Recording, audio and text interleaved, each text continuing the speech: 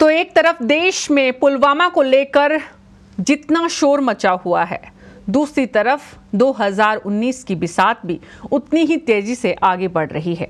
पुलवामा आतंकी हमले में हमारे जवानों की शहादत से देश भर में लोगों का खून उबल रहा है। जम्मू कश्मीर में लागू धारा आर्टिकल 35A और अनुच्छेद 370 को लेकर राजनीतिक घमासान भी थम नहीं रहा है। भले ही प्रदेश में राज्यपाल शासन की ओर से स्पष्ट कर दिया गया है, राज्यपाल की तरफ से, कि सुप्रीम कोर्ट में इस विवादित अनुच्छेद को लेकर कोई राय नई सरकार ही पेश करेगी, लेकिन राजनीतिक बयानबाजियों का सिलसिला थम नहीं रहा है। क्यों? देखिए हमारी विशेष रिपोर्ट। जम्मू कश्मीर के राज्यपाल शासन ने स्पष्ट किया है कि अनुच्छेद 35A को लेकर कोई भी फैसला राज्य की निर्वाचित सरकार ही करेगी। इस बारे में नई सरकार ही सुप्रीम कोर्ट में इस विवादित अनुच्छेद को लेकर कोई राय पेश करेगी।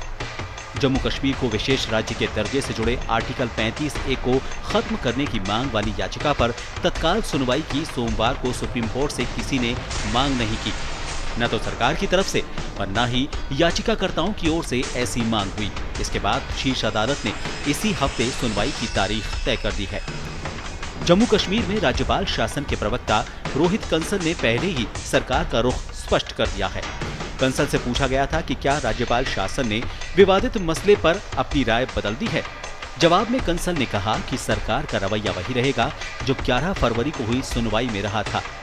तब जम्मू कश्मीर राज्यपाल शासन की ओर से कहा गया था कि मामला संवेदनशील है, इसलिए जम्मू कश्मीर में नई सरकार बनने तक इस मामले में सुनवाई स्थगित रखी जाए। दरअसल अनुच्छेद 370 और 35A दोनों ही लंबे समय से बहस का विषय बने हुए हैं।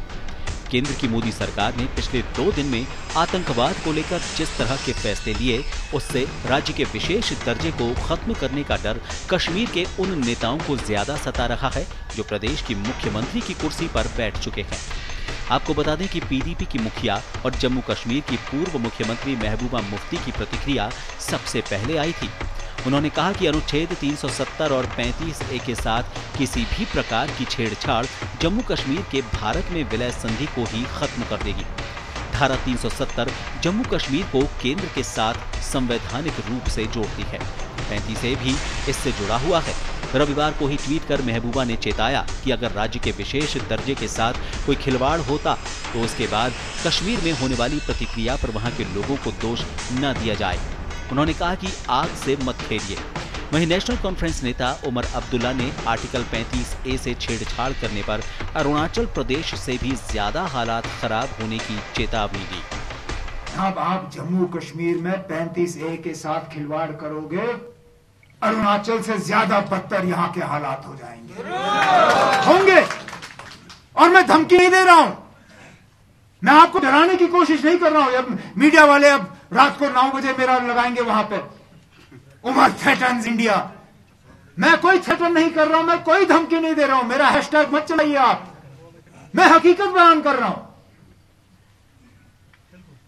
मैं आपको यह बताने की कोशिश कर रहा हूं क्योंकि मेरा फर्ज बनता है आपको वार्न करना, बाकी आपकी मर्जी है।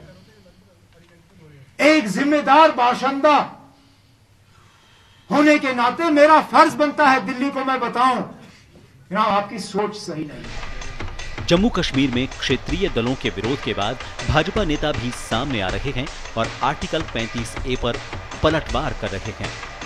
370 को हम संविधान में साफ लिखा है कि उसको राष्ट्रपति की विज्ञप्ति से रद्द हो सकता है, पार्लियामेंट की वोट जरूरत नहीं है। 35A के बारे एक ही है कि ये पार्लियामेंट के बिल में नहीं इसको शामिल किया गया। ये राष्ट्रपति से उन्होंने आदेश लेकर जवाहरलाल नेहरू ने करवाया, तो उसका भी कोई वो कॉन्स्टिट्यूशनल नहीं है। वो कॉन्स्टिट्यूशनल तय करने वाले तो सुप्रीम कोर्ट है, तो इसीलिए सुप्रीम कोर्ट का फैसला के लिए इंतज़ार करना पड़ेगा। और कितना समय लेते हैं मैं नहीं जानता, पर तो वो रहे ना रहे हैं 370 चली जाएगी तो वो फीका बन जाएगी। देखिए क्यों आर्टिकल 35 को लेकर के 370 को लेकर के घमासान मचा हुआ है मैं नहीं जानता।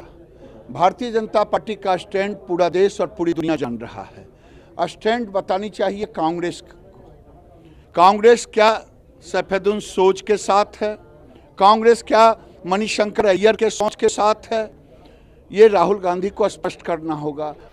तमाम चर्चाओं और आरोप प्रत्यारोप के बीच राजनीतिक हलकों में ये चर्चा जोरों पर है कि केंद्र की नरेंद्र मोदी सरकार आम चुनाव से पहले आर्टिकल 35A पर कोई कड़ा रुख अपना सकती है। हालांकि भाजपा का अपने सभी सहयोगी दलों को इस मसले पर साथ लेना आसान नहीं है। इस बीच कोलकाता में तृणमूल कांग्रेस की कोर कमेटी की बैठक में पश्चिम बंगाल की मुख्यमंत्री ममता बनर्जी ने अपने इस आरोप को दोहराया कि ऐसे हमले होने जा रहे हैं। ममता ने सवाल किया कि इसके बावजूद क्यों नहीं सरकार ने जवानों की रक्षा के लिए कदम उठाया। सरकार ने उन्हें शहीद होने दिया ताकि वो चुनावों में राजनीति कर सके। ब्यूरो रिपोर्ट, पत्रिका टीवी।